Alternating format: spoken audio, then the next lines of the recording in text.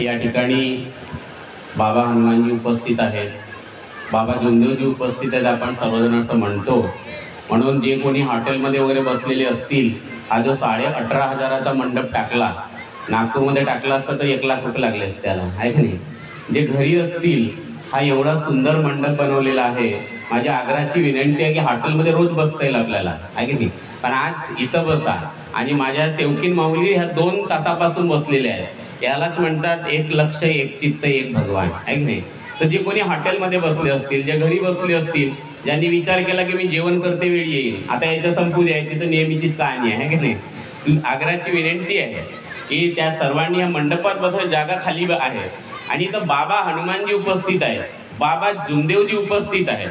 आणि म्हणून आपण सर्व मिळून या भगवत कृपेला एकतेने प्रणाम करूया. भगवान बाबा हनुमान जी को प्रणाम. महान त्यागी बाबा जुमदेव जी को प्रणाम. परमात्माए भगवत प्राप्ति के लिए निष्काम कर्मयोग परम पूज्य परमात्माए सेवक मंडळ पाल्लोरा आणि सर्व सेवकांच्या वतीने या ठिकाणी सामूहिक हवन कार्य, शोभायात्रा आणि महाप्रसाद आणि यानंतर एका भगवंताची चर्चा बैठक बऱ्याच वेळापासून सुरू झालेली आहे. या बैठकीमध्ये स्वयंशक्तिशाली भगवान बाबा हनुमानजी उपस्थित आहेत. यांना माझा प्रणाम. तसेच आपल्या सर्वांचे सद्गुरू व मानव धर्माचे संस्थापक महान त्यागी बाबा जुमदेवजी सुद्धा या ठिकाणी उपस्थित आहेत. त्यांना माझा प्रणाम. तसेच आपल्या सर्वांच्या मातोश्री आई वाराणसी हा सुद्धा या ठिकाणी उपस्थित आहे. त्यांना माझा प्रणाम. त्याचप्रमाणे आजच्या या बैठकीचे उद्घाटक उपाध्यक्ष आदरणीय मंडळाचे मार्गदर्शक भिवाजी धांडे यांना सुद्धा माझा नमस्कार.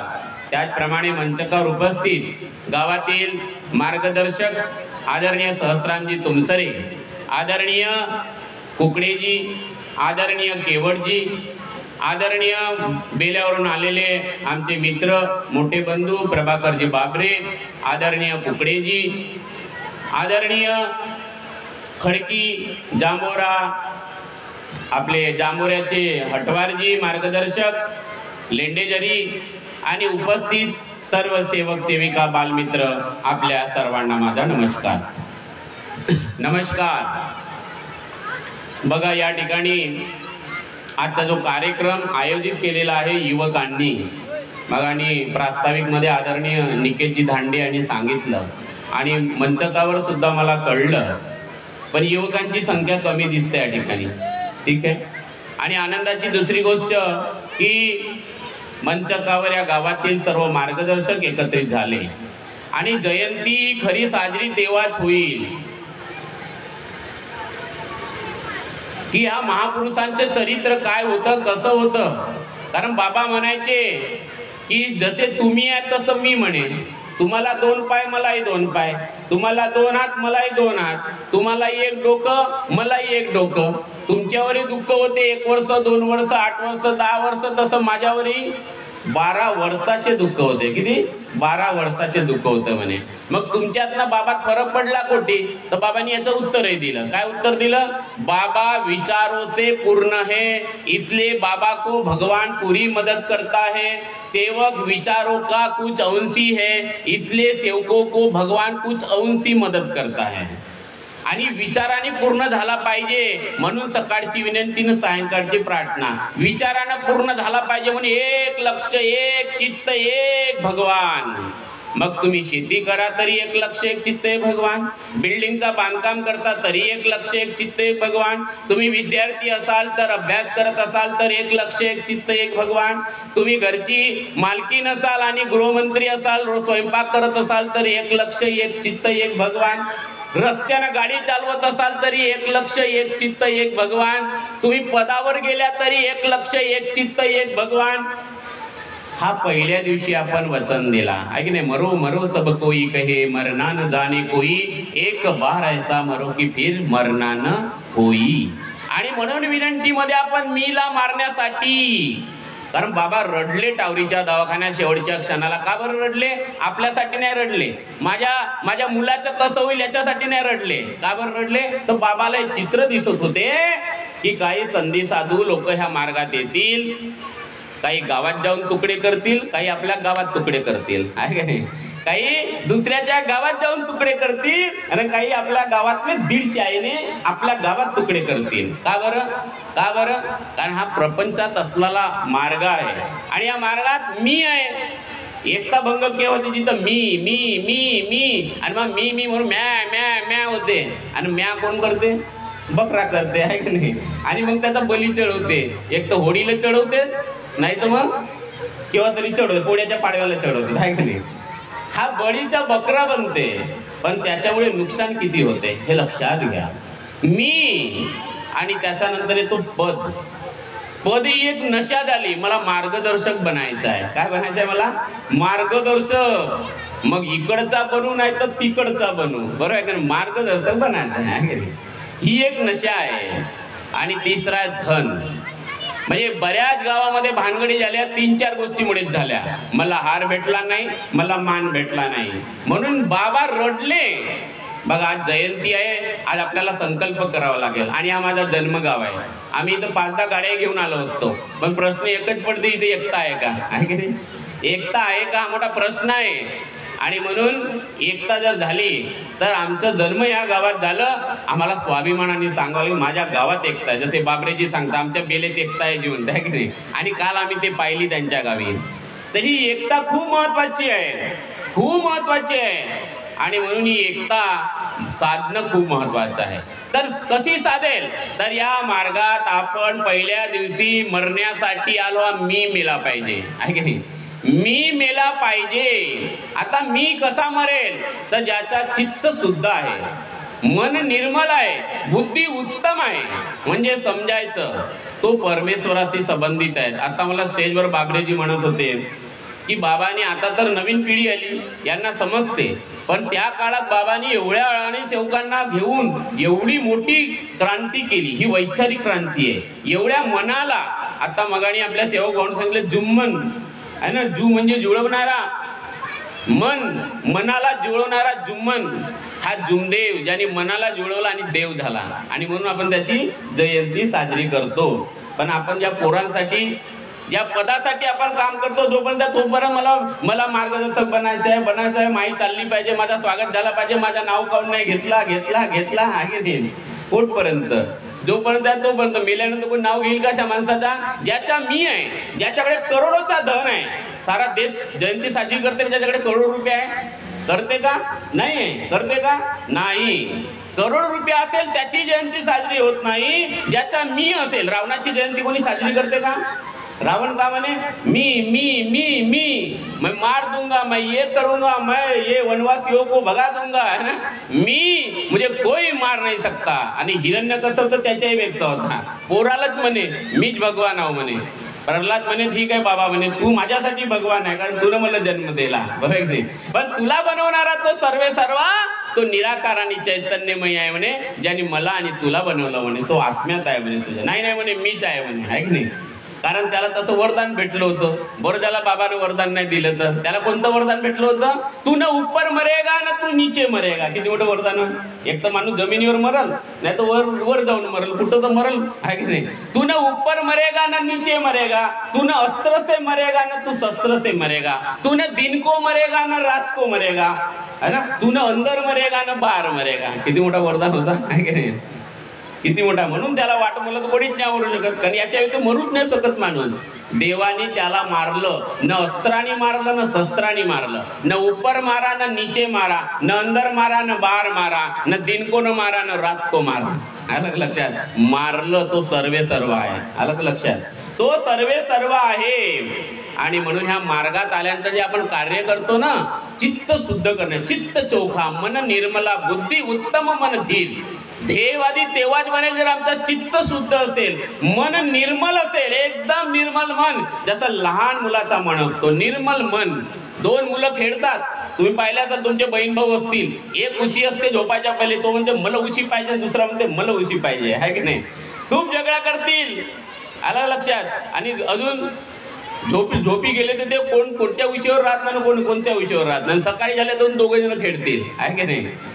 असे नवरा बायको, असे सेवक सेविका ह्या मार्गाचे पाहिजे, असे दोन सेवक ह्या मार्गाचे पाहिजे. नाही तर सेवकीनबाई एकच लेंबाडी सांगते, तुम्ही मला असं म्हणल्या होत्या, तुम्ही मला असं म्हणल्या होत्या, असं म्हणल्या होत्या, म्हणजे मेली नाही.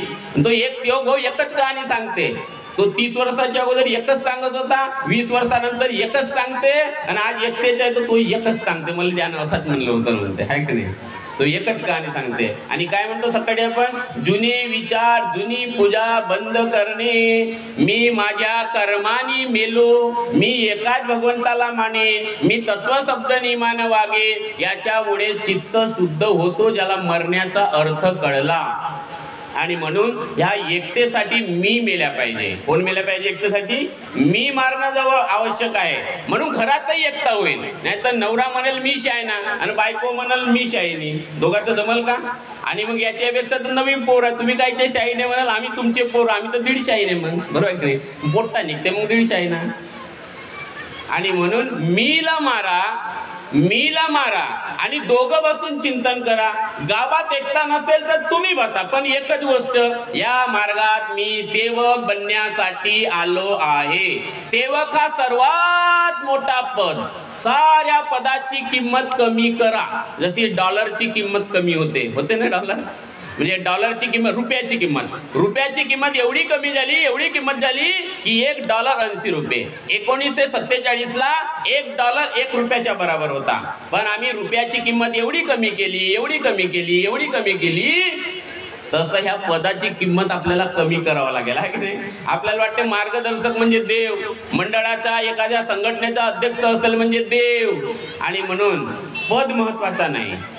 या मार्गात सेवक हा सर्वात मोठा पद, आहे की नाही. आणि आपण सेवक कोणाचे हा महत्वाचा आहे. अजून कोणाचे सेवक आहोत आपण? बाबाचे सेवक आहोत आपण. बाबाचे, ना मंडळाचे, ना मोवाळीचे, अलग लक्षात, ना त्या तिकडल्या पाल्लोऱ्याचे, ना टिमकीचे. एका सेवकाने मला युट्यूब मध्ये प्रश्न केला, अजी म्हणे बाबाचा जन्म कुठं झाला? तर मी म्हटलं टिमकीत झाला, बरोबर. तर म्हणे मग टिमकीला जास्त महत्व. म्हणलो माझ्या गावात पालोऱ्यात जर जन्म झाला असता तर मग पालोऱ्याचं नाव सांगितलं असतं, बरोबर की नाही.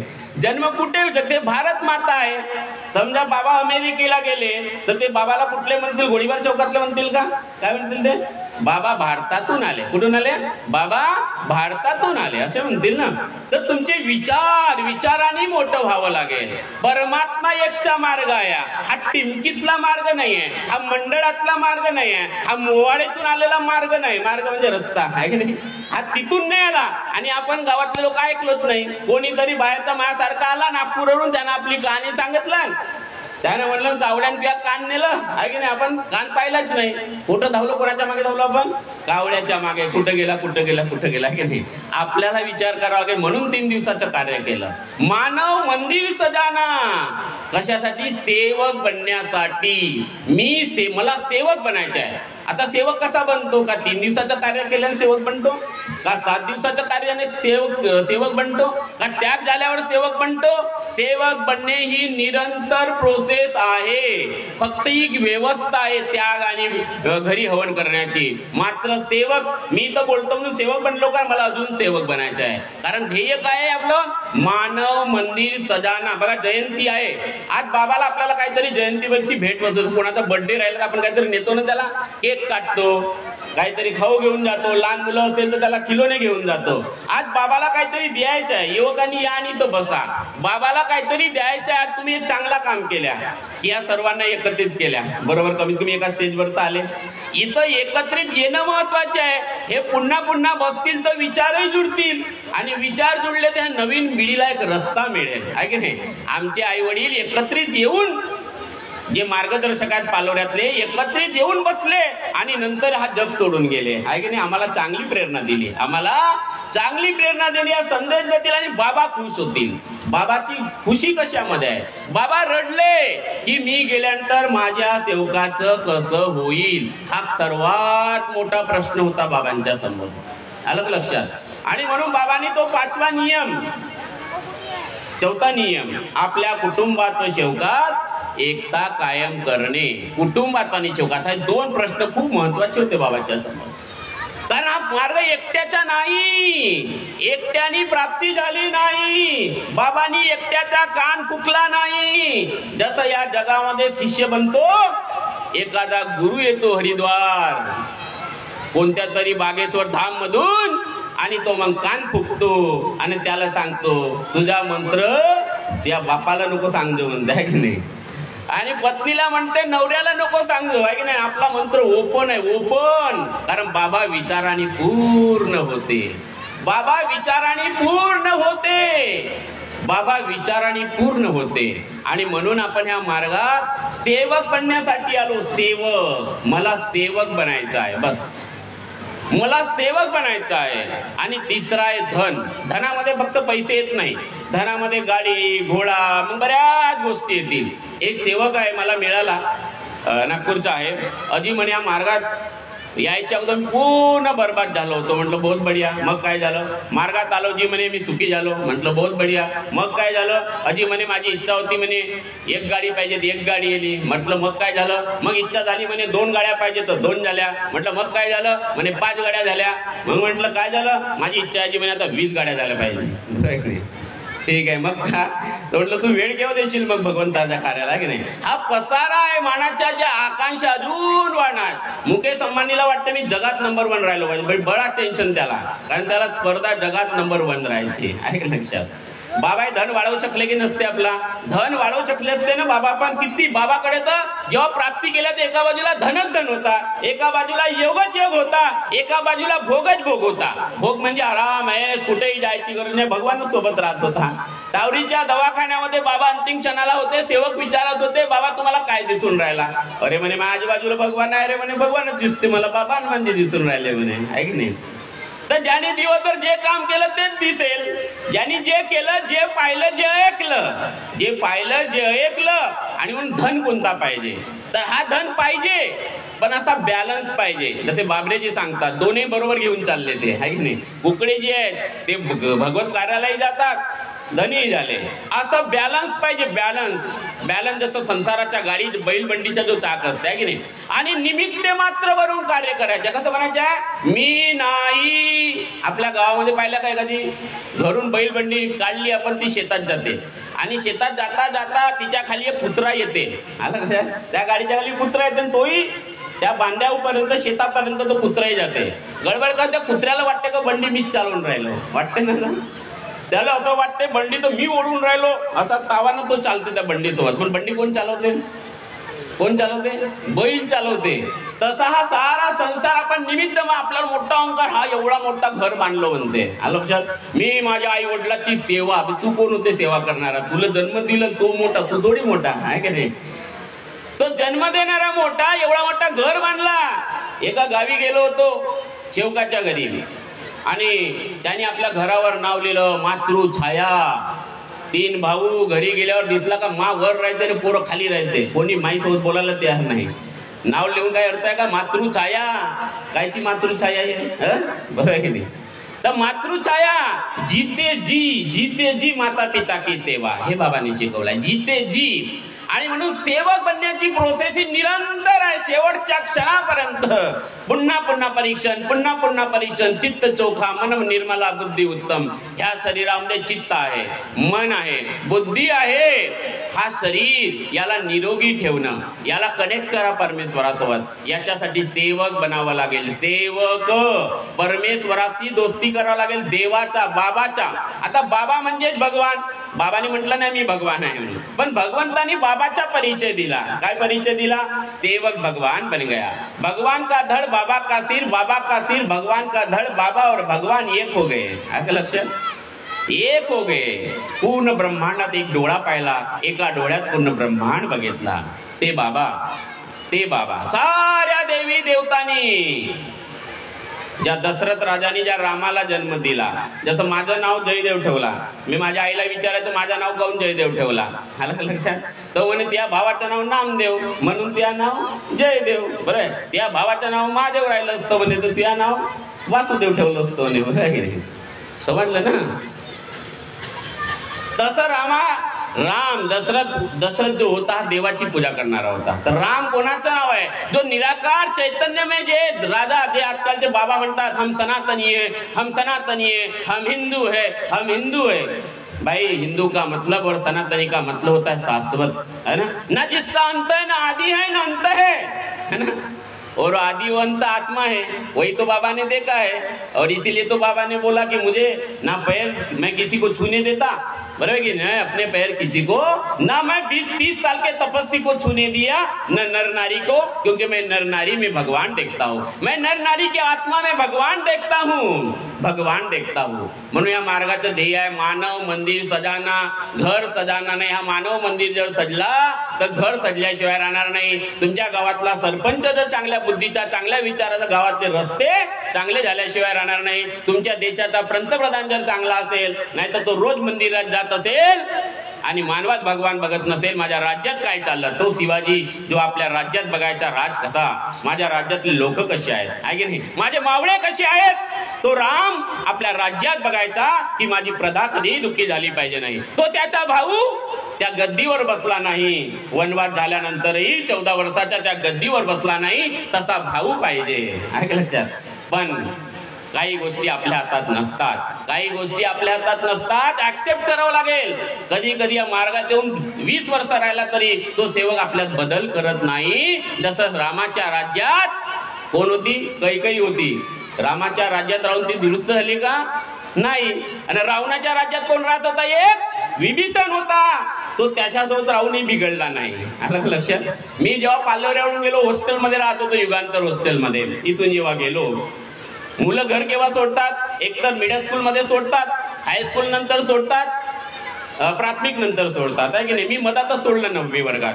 बाबा जोमदेवजी 1994 ला भंडाऱ्याला आले होते. मग बेल्याला दौरा झाला. त्यानंतर मी तिथं काही दिवस होतो आणि माझ्या तिथल्या काही लोकांनी म्हटलं, आणि तेव्हा माझा निकाल लागला होता, उन्हाळ्याचाच काळ होता. माझा गावातून पहिला नंबर आला होता 8व्या वर्गात. आणि तिथं मला म्हटलं, गावात तर कोणी पहिला नंबर मारते म्हणे, आहे की तुम्ही भंडाऱ्यात येऊन पहिला नंबर मारून दाखवा म्हणे. आणि आपल्याला जीत चढली. मग गावी आलो, घरी सांगितलं आपल्याला गावी जायचं आहे ना. त्या इथे एक मास्तर आहे हुमने सर, कोण सर्वजण मला समजत होते, बापू दहावी करून घे नंतर जा. नाही म्हटलं, मला आता भंडाऱ्याला शिकायचं आहे. ह्याला लक्षात. आणि बाबाचं जीवन पाहिल्यानंतर असं वाटल्यावर माणूस बनवतं असं, कारण त्या रॅलीला बघितलं मी भंडाऱ्यामध्ये. चरित्र त्यांचे पहा जरा, आणि त्यांचं चरित्र बघा बाबांचं. थोर महात्मे होऊन गेले, चरित्र त्यांचे पहा जरा, आपण त्यांच्या सारखे व्हावे हाच सापडे बोध खरा, आहे की नाही. आपल्याला बाबाकडे पाहायचं आहे. आज जर आपल्याला जयंती मानवायची आहे या युवकांना, पुन्हा पुन्हा पहा, माझ्या बाबाला खर्रा आवडते का, माझ्या बाबाला वाईट बोललेलं आवडते का, माझ्या बाबाला चांगले विचार आवडतात तर माझ्या डोक्यात विचार कसे चालले पहा. मानव मंदिर सजान आहे, स्वतःला शोधा. मी जबरदस्तीनं, भाऊ मला समजवते, आई मला समजवते की तू कधी बाहेर राहिला नाही, आमच्याशिवाय कधी तू इकडे तिकडे गेला नाही. आणि खरंच आहे, आलं का लक्षात. मी मोठा होईपर्यंत आई वडिलाला घराला सोड, कारण मी लहान असल्यामुळे खूप लाड झाला. माझी वहिनी या ठिकाणी आहे. माझ्या वहिनीने जर नीट डाळ खाणारा पोरगा, मी नीट डाळ समजते ना तुम्हाला, तिला न घोरता शिजली का मला साठी वाटीत वेगळे काढत होते, बाकी पाणी टाकून खात होते. माझी वहिनी या ठिकाणी बसली आहे.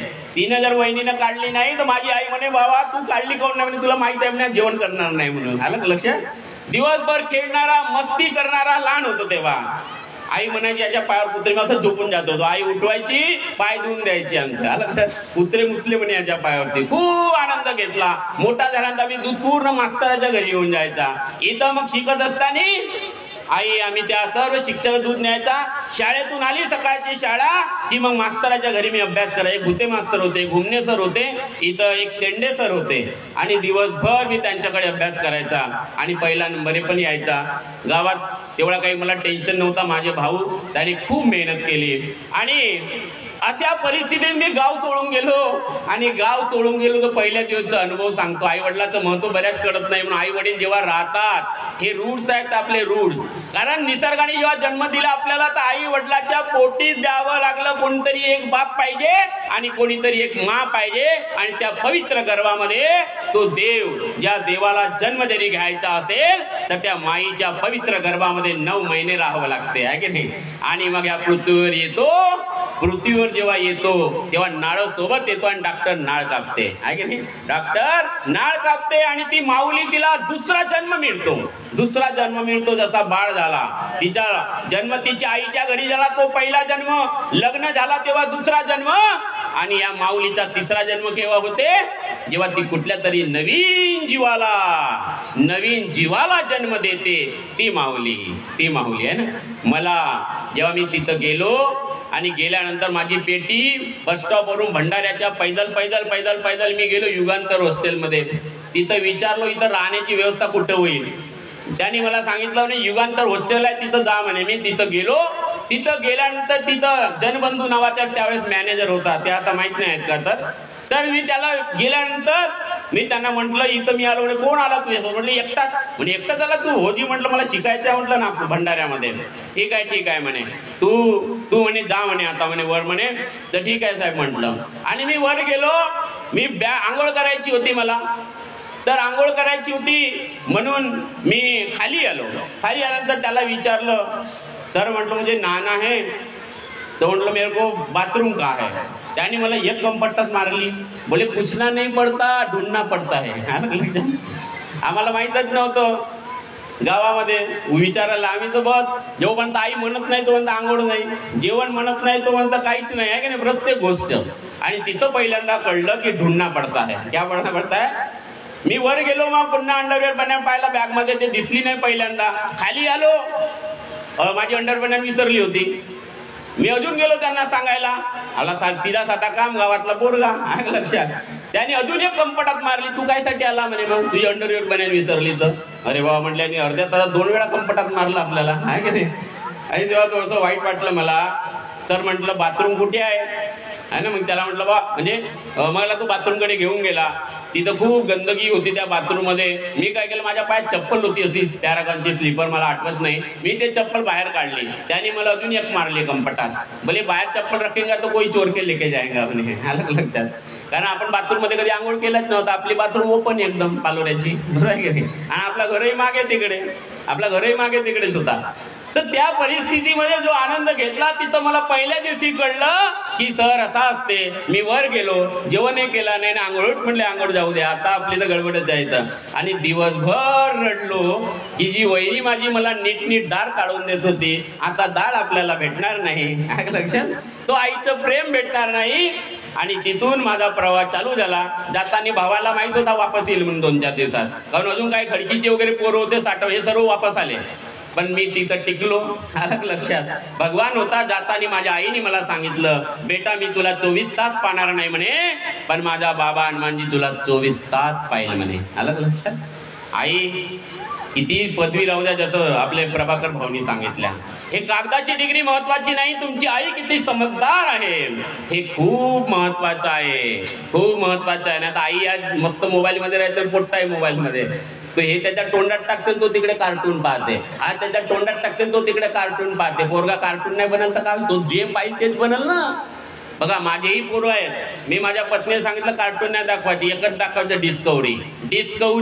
तो माझा पोरगा कुठेही जाते तर डिस्कवरच करते, बाबा हे कसं झालं, हा काऊन असा होते, हा पक्षी काऊन असा उडते. भाऊ त्यानं डिस्कवरी पाहिली ना, तर डिस्कवरी त्याच्या अंदर गेली, बरोबर आहे की नाही. आणि जेव्हा ते मोठे झाले त्याला टीव्हीला 88 बॉक्स म्हणतो आम्ही, त्याला बांधूनच ठेवलं. मग नंतर 15 वर्ष झाले माझ्याकडे टीव्ही नाही. सांगायचे तात्पर्य आहे की त्या दिवशी मला कळलं, पण बाबा हनुमानजी माझ्या सोबत होते. आणि म्हणून सांगायचं आहे की या मार्गात सेवक बनायचा आहे. आणि म्हणून संगती खूप महत्वाची. आणि बाबा हनुमानजी तुमच्या सोबत पाहिजे. मग संगती कमी जास्त जरी झाली, अप अँड डाऊन आलं, परमेश्वर रुळावर आणते. आणि या मार्गाचं नाव कोणतं आहे?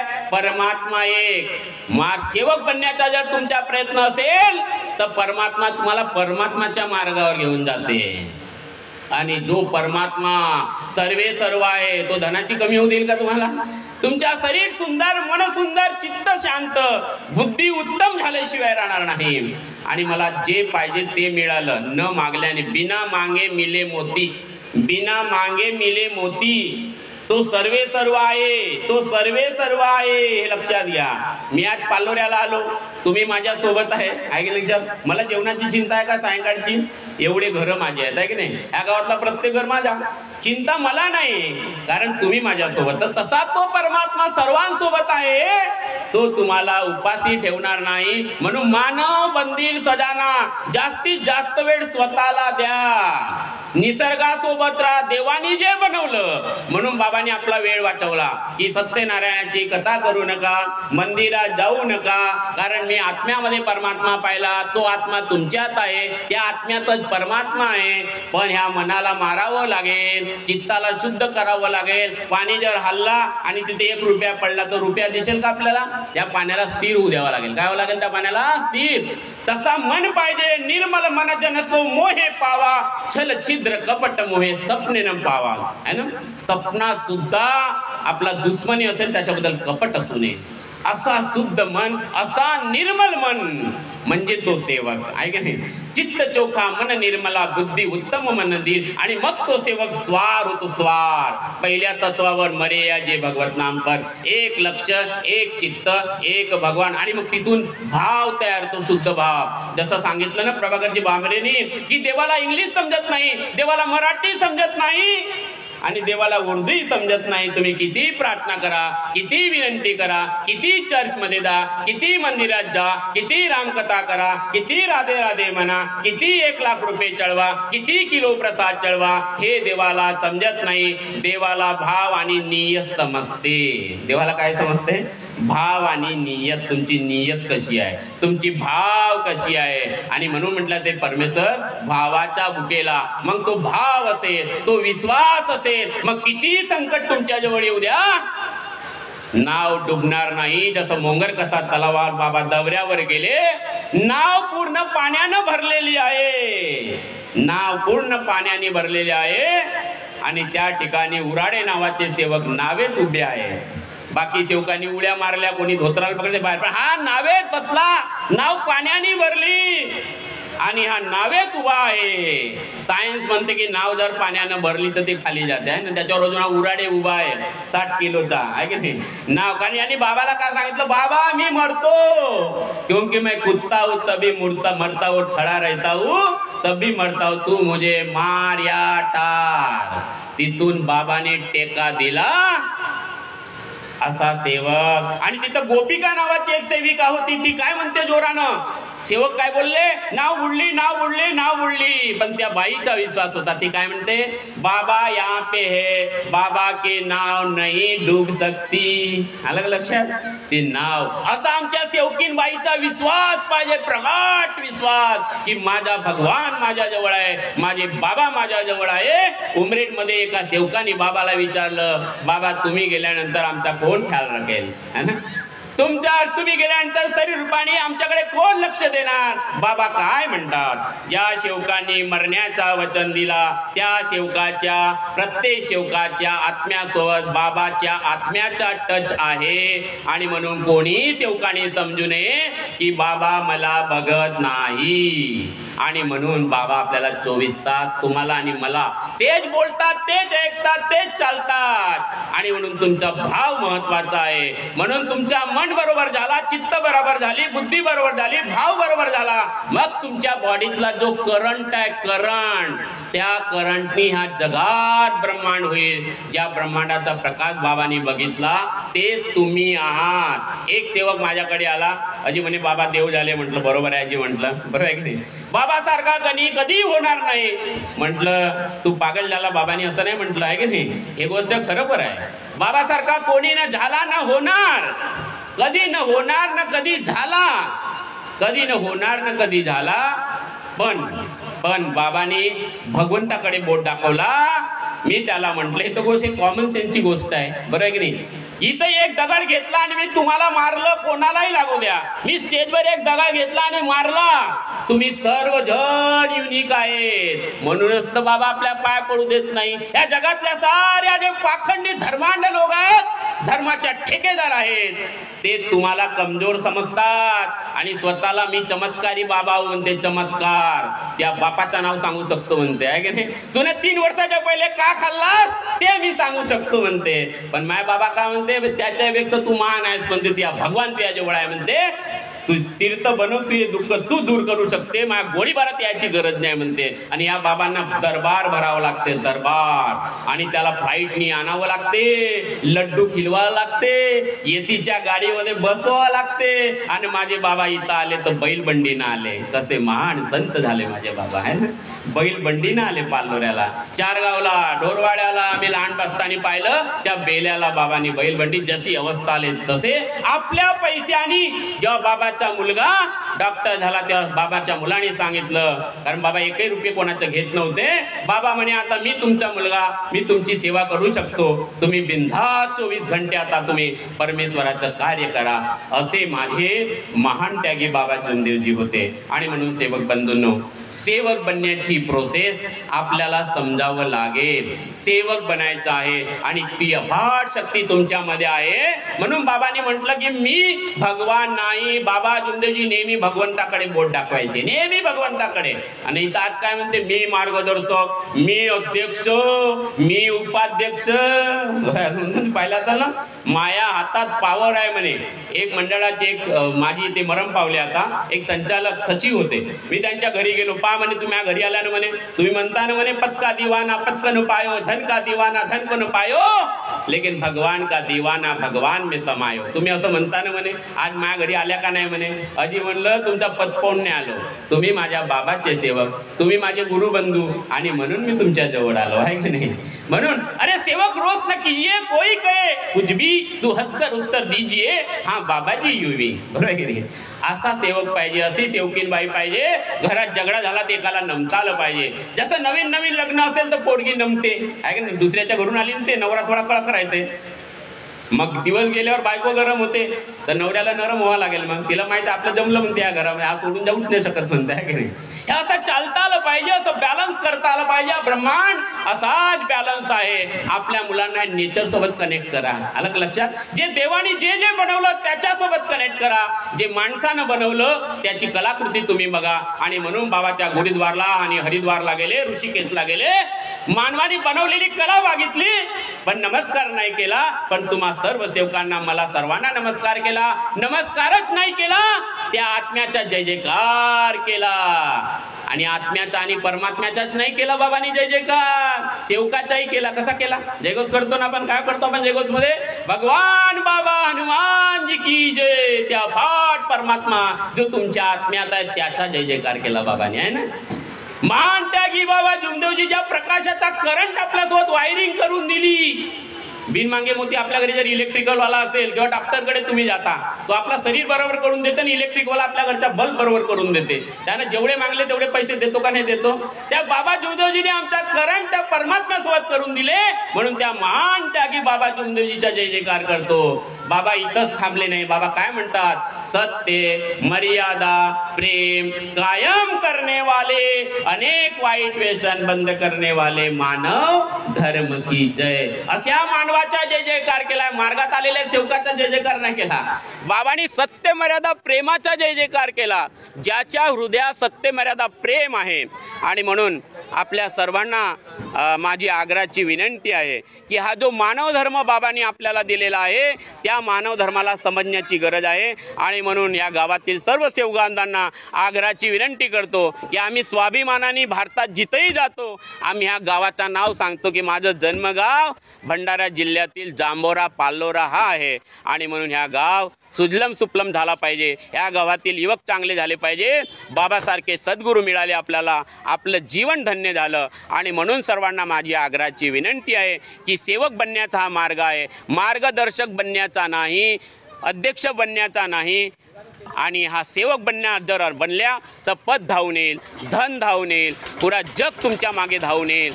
आणि म्हणून आज मला या ठिकाणी आपण चालू होते का लाईट 2 मिनटं किती वाजले 5 वाजले ओके.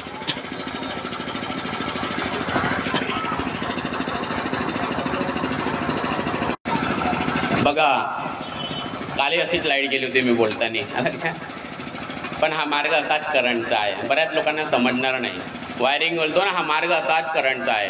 का बरं दुःख येते, का बरं असं झालं. या जगातही बाकी धर्म आहे पण ही जागृत कृपा अफाट ऊर्जा आहे, ज्या ऊर्जेला बाबांनी ब्रह्मांडाच्या एका डोळ्याच्या स्वरूपात बघितलं. एका डोळ्यात पूर्ण ब्रह्मांड बाबांनी बघितला. जसं आता भिवाजी धांडेजींनी अनुभव सांगितला, आमच्या काकांनी अनुभव सांगितला की त्यांनी चूक केली, करंट कसा लागला, परिवार उद्ध्वस्त झाला. आणि म्हणून माझ्या सेवक बांधवांना आग्रहाची विनंती आहे की जागृत राहा. पल पल में एका एका सेकंदाला जगा, आत्ता जगा. आत्ता इथं बसलेत याला जगा, हा पल नंतर येणार नाही. मी बोलतो मला याला जगता आलं पाहिजे, कारण बोलविता धनी वेगळाची, ऐकवणारा तो धनी वेगळाची. आणि म्हणून ह्या प्रत्येक क्षणाला जगा, कारण हा मार्ग करंटचा आहे. करंट पल में भगवान पल में शैतान, पल में भगवान पल में शैतान. मनोविज्ञान म्हणतो याला इकडे निगेटिव्ह पॉझिटिव्ह, निगेटिव्ह पॉझिटिव्ह, सकारात्मक नकारात्मक, सकारात्मक. म्हणून सावधान राहा, जागृत राहा, आपल्या विचारांना बघा. म्हणून आपले मुलं मोबाईलमध्ये काय बघतात ते बघा, ते कोणते पुस्तकं वाचतात ते बघा, ती कोणाच्या संगतीत राहतात ते बघा. आणि या नवीन पिढीला, हे जे युवक या ठिकाणी बसलेले आहेत, माझी युवकांना आग्रहाची विनंती आहे की आपला पालोरा गाव हा सुजलम सुफलम जर करायचं असेल तर युवकांनी समोर यायचं. जसं आज तुम्ही गावाची एकता करण्यासाठी समोर आलेत. या ठिकाणी आमचे गंगाराम भाऊ, या ठिकाणी आमचा निकेत दांडे, आमचा हा काय नाव आहे रोहित, हे दादा, बऱ्याच सेवकांचे नवीन मुलं मला नावं माहीत नाही. आमचे विठ्ठल भाऊ नागपूरहून आलेले आहेत. तुम्ही सेवकीनताई मुलींनी छान छान डान्स केलं. या मुलांना समोर आणा. उद्या तुमसरला एक कार्यक्रम आहे अशाच प्रकारचा, तिथेही युवकांनीच केला. आजही आणि उद्याही आहे. त्यांनी आजच्या दिवशी रांगोळी स्पर्धा ठेवली, विविध स्पर्धा ठेवल्या. असंही तुम्ही करू शकता. मुलांसाठी, युवकांसाठी स्पर्धा ठेवा. त्यांच्या ज्ञानाला, त्यांच्या बुद्धीला एक वळण मिळाली पाहिजे आणि त्यांना आत्मपरिचय करून द्या. आई वडिलांचं काम आहे आत्म अनुभव आणि आत्मपरिचय आला पाहिजे. डॉक्टर बनता बनता, इंजिनियर बनता बनता त्याला बाहेरचंही ज्ञान, आतलंही ज्ञान हे बॅलन्स झालं पाहिजे. नाही तर काय होईल, त्याला इंजिनियर बनवल्या आणि बैठक समजली नाही, आत्मा समजली नाही तर काय होईल, तो इंजिनियर तर बनेल, तो जाईल अमेरिकेला आणि तुम्हाला ठेवाल इथं, आहे का नाही. आणि मग तुम्हाला कमी जास्त काही झालं तर तिकडून म्हणेल मैं पैसे भेज रहा हूं, मैं आ नहीं सकता, अमेरिका में हूं, आप उनकी सब कुछ कर लो, है ना, सब कुछ कर लो. लेकिन अगर आपका बेटा है और परमात्मा एक और तत्व शब्द नियम के संस्कार उसके ऊपर है, वो बोलेगा. मेरे एक मित्र है प्रताप शुक्ला, वो अपना लाखों रुपए का पैकेज छोड़ के, जब उसको पता चला कि मेरे माँ बाप अकेले रह रहे, वो सब छोड़ के नागपुर में आया. आज वो नागपुर यूनिवर्सिटी का सीईओ है. भगवान कभी नहीं करने देगा जो माँ बाप की सेवा करता है. भगवान कभी कम पडणे नाही देगा. माझ्या आई, माझ्या वहिनीनी, माझ्या दोघाही भावानी, माझ्या दोन्ही वहिनीनी माझ्या आईची खूप सेवा केली, भयंकर सेवा केली. आणि मला नेहमी वाटायचं की मला योग येते की नाही सेवा करायचं, आहे की नाही. मी आईला नेहमी म्हणायचं, आई तू माझ्यासोबत नागपूरला चल, माझी इच्छा आहे की मी तुझ्यासोबत राहिलो पाहिजे. कुठलाही मुलगा आई वडिलाला आपल्या सोबत ठेवू शकत नाही, कारण आई वडील हे आपले मूळ आहेत. मी आईला म्हटलं, आई मला तुझ्यासोबत राहायची खूप इच्छा आहे. आई नेहमी मला म्हणायची, मला नागपुरात काही गमत नाही, माझ्या गावात चांगला आहे की नाही. पण एक वर्ष काय झालं मला माहिती नाही, भगवंताने योग दिला आणि मी भगवंताला विनंती करायचा. आईला मी जेव्हा नोव्हेंबर महिन्यात भेटायला आलो, दादा म्हणे मी तुझ्यासोबत येतो म्हणे, काही दिवस नागपूरला राहीन म्हणे आता म्हणे. आलं लक्षात. आईने तयारी केली, मला चमत्कार वाटला. आईला घेऊन मी नागपूरला गेलो. नागपूरला गेल्यानंतर आम्ही दोघी पती पत्नीने आईसोबत खूप आनंद घेतला. आईने जे म्हटलं ते, आणि आई असतानी आणि मी आई जवळ असतानी मला जे जे पाहिजे ते सर्व भेटलं. आणि माझ्या मुलाचा बर्थडे झाला, आम्ही धूमधाम मस्त मजा आली आईसोबत राहताना. आणि 2-3 महिने झाल्यानंतर आई काय म्हणते, मला आता गावी सोडून दे म्हणे. मी त्यावेळेस कार घेतली होती. आई म्हणे मला पूर्ण रिश्तेदाराकडे घेऊन जा म्हणे तू म्हणे. माझे नागपूरला मामा राहायचे, पूर्ण भोयर फॅमिलीकडे मी घेऊन गेलो. माझ्या मामाच्या मुलीकडे भिलेवाड्याला घेऊन गेलो. आणि रात्र झाली आम्हाला, सायंकाळचे 6-7 आम्ही पालोऱ्याला आलो. मस्त हसत होतो, आम्ही आनंद घेत होतो. जेवण केला आणि 12-12:30 वाजता आईची तब्येत बिघडली. आईला श्वास घेताना त्रास, बघा परमेश्वर कसा योग आणताय. आईला श्वास घेताना त्रास व्हायला लागला. आई म्हणे मला काहीतरी दम येऊन राहिला. आम्ही या मुरकुटेच्या दवाखान्यामध्ये घेऊन गेलो. त्यांनी तात्पुरता औषध दिला. आईला आम्ही घरी घेऊन गेलो. आईला घरी घेऊन गेल्यानंतर आई सकाळी म्हणे मला, त्यावेळेस आईला पहिला अटॅक आला, आम्हाला समजलं नव्हतं. आणि आई म्हणे तू बेटा जा म्हणे, आता मला थोडंसं चांगलं, पण आईला त्रास होता. मी पालोरा आणि खडकीच्या मधात होतो. माझी ताई माझ्या आईला पाहायला आली, सिल्लीवाली ताई. आणि मला ताईने पुन्हा फोन केला, दादा म्हणे आईची तब्येत पुन्हा बिघडली म्हणे, तू आईला आपल्यासोबतच घेऊन जा म्हणे. मी पुन्हा घरी आलो. मला खूप वाईट वाटलं, कारण मी वडिलाला 6 वर्षाचा असताना मरताना पाहिलं. तसं मी खूप लोकांना माझ्या फॅमिलीमध्ये मरताना पाहिलं. सर्वांची सेवा करण्याचा योग आला, पण आज ते माझ्यासोबत जर असते तर खूप आनंद झाला असता, आहे की नाही. आईला मला खूप वाईट वाटलं. भगवंताला विनंती केली, भगवंता मी माझ्या आईला मरताना पाहू शकत नाही, कारण मी 6 वर्षाचा असताना माझे वडील वारले. मी पुन्हा घरी आलो. आईला म्हटलं तू माझ्यासोबतच चाल. आईला आम्ही जास्त तब्येत झाली म्हणून भंडाऱ्याला आम्ही भरती केलो. भंडाऱ्यात पूर्ण चेकअप झालं म्हणे, 2 अटॅक आले, 3रा पण येऊ शकते म्हणे. मी पुन्हा परमेश्वराला विनंती केली, परमेश्वरा मी आईला मरताना नाही पाहू शकत, आहे की नाही. परमेश्वराने माझी विनंती ऐकली. 3रा अटॅक आला. आम्ही गाडीमध्येच घेऊन गेलो आणि दवाखान्यात नागपूरला भरती केलो. आणि आई शुद्धीवर आली, आई चांगली झाली. 3 अटॅक आल्यानंतरही आई आम्हाला सोडून गेली नाही. माझी वहिनी त्यावेळेस माझ्यासोबत होती, लता मंगेशकर हॉस्पिटलला. वहिनी त्यावेळेस मोठ्या वहिनीनी सेवा केली. आम्ही पती पत्नीनी आईचा सेवा करण्याचा योग आम्हाला आला. आणि होळीच्या दिवशी आम्ही आईची सुट्टी घेतली. मोठी वहिनी गावाला आली आणि 1-1.5 महिना पुन्हा आई नागपूरला राहिली. आणि अशाच उन्हाळ्यामध्ये मी माझ्या एका कंपनीमध्ये माझा स्वागत आणि सत्कार ठेवला होता हैदराबादला. मी फ्लाईटनी हैदराबादला निघालो. आई मला सकाळी सोडायला आली खाली, आलं लक्षात. आणि दुसऱ्या दिवशी मला आईसोबत मी पुन्हा बोललो फोनवरती. आणि मला 12-12:30 वाजता पुन्हा माझ्या मिसेसचा फोन आला की म्हणे आईची तब्येत खूप जास्त आहे. आईला पुन्हा दवाखान्यात नेला, परंतु आई त्यावेळेस वाचू शकली नाही. मी मरताही पाहू शकलो नाही, पण माझ्या पत्नीने माझ्या आईची खूप सेवा केली. माझ्या आईचा जीव माझ्या पत्नीच्या हातामध्ये गेला, आलं का लक्षात. बघा, सुनेला हे भाग्य पाहिजे.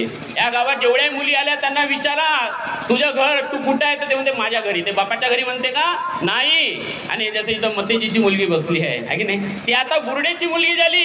तिला विचारलं बाई तुझ्या घर कोणतं, तर ती आता बुर्डेचं नाव सांगेल, मतेचं नाव सांगेल का नाही. ती अशी माझी माऊली आहे. आणि म्हणून त्या सुनेला आताच मी तिच्या सासूबाईला भेटलो, आमच्या वहिनीला भेटलो. त्याने सांगितलं माझी सून खूपच छान आहे जी म्हणे, बा तिचे गुणगान.